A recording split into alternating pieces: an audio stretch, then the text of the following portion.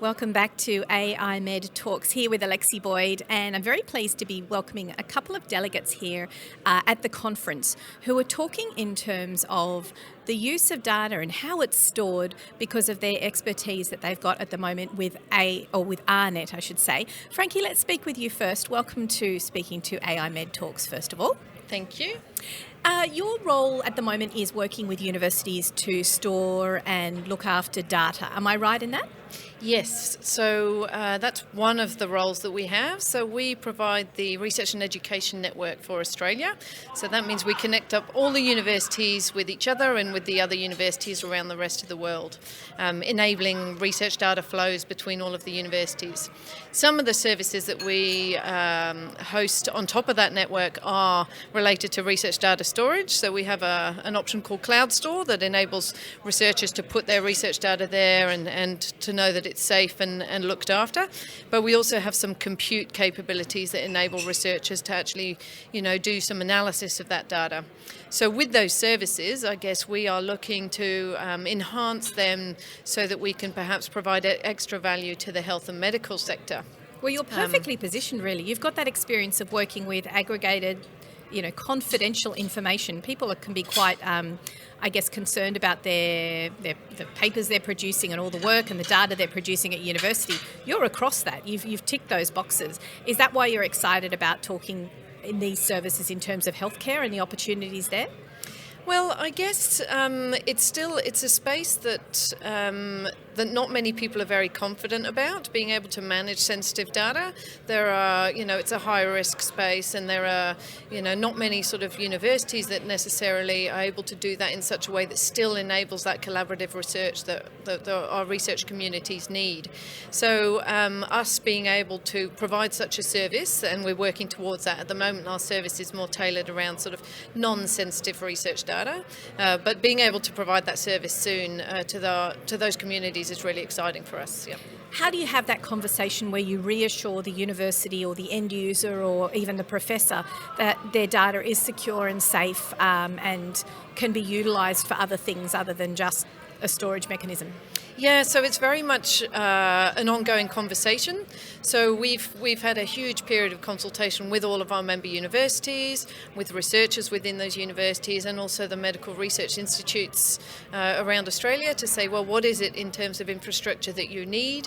What is it in terms of assurances and certifications perhaps do you need? And how is it that the researcher is going to engage with this? Because, we need to make sure that they are happy with the solution and that it works for them in their daily research practice. So constant engagement with our end users and the people that are going to be, trusting us to do that. Yeah. Genevieve, let's turn to you now. What are the main things that you've taken away from today's sessions so far in the workshops? So one really big thing that it's come across both workshops from this morning was that there is a lot of data, and that collecting not just a huge amount of data, but the correct data is something that's really important, especially in healthcare and going forward, looking at diseases and cures and things like that. So, yeah, I think that's one thing that's really come across. Is that the concerns of people who are in the clinician space, or maybe the end user, the patients, and does your organisation form a bit of a responsible role in that place? So I think it's mostly in the clinician space at the moment. They're aware of the data that needs to be collected and what they're looking for. So they have a bit more of an understanding that it includes a lot of data, whereas I feel like the end users are a bit more oblivious to that at the moment. And I think that at AARNET, we're looking at ways to house that data and enable clinicians to access that data as well when they need it. And you understand the concept of big data, because I think maybe clinicians in their space, or even, small medical institutions, they might say, okay, well, this is just our data and this is all we need to know about, whereas you guys have got the big picture and what's happening out there with the whole world of data and how it can be brought together. Yeah, and when you bring that data together, you're multiplying it by institutions, so it just adds on and on and on. So understanding or teaching the clinicians that the need is there to have a lot of space and a lot of storage to bring all of the data together is a really important part as well. Frankie, if I could ask you a final question just in relation to using universities as a great platform to help data understanding. Is that a great place to start from you guys as data clinicians, for want of a better word? I think that the universities are one of the places where data is generated, so innovative data. So in many ways, the research that is under the research that happens at universities, I was going to say underdone, but undergone, that happens at universities, is very much that bleeding edge sort of research. So it's not necessarily research that is aimed at providing this new tool or something that can be sold to the world. So in some ways, researchers at universities are enabled that little bit more sort of flexibility in what it is that they are looking at in their research question.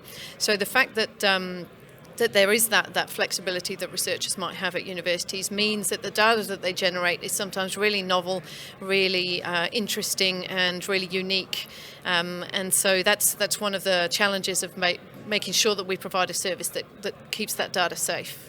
Well, it sounds to me like AARNET is a perfectly positioned company to assist in the AIME journey. Could you just tell me where people can find out a little bit more about your company? Yes, absolutely. So we have a website, arnet.edu.au. Excellent. Okay, well, thank you for joining AIME Talks today here at the AIME conference in Sydney in November 2019. I'm sure there's lots of fantastic conversations to come. Thank you so much for joining us, guys. Thank you.